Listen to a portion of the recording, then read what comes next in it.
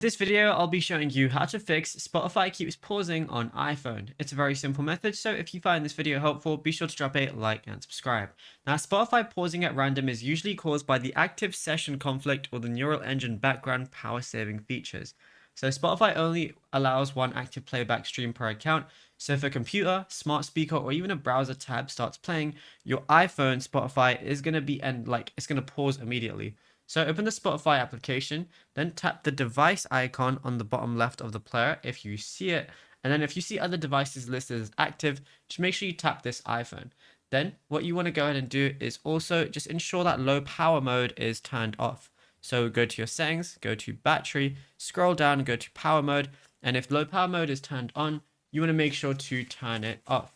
And then what you could also do is go over to settings again, and then go to general.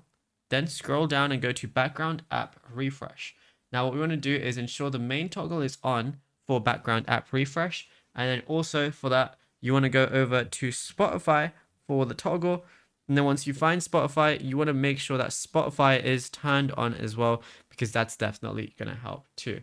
And what you could also do is in the Spotify app, we're going to go to that right now, is go over to your settings. So we're going to click the profile icon, then go to settings and privacy. Then once you're here, scroll down until you find playback.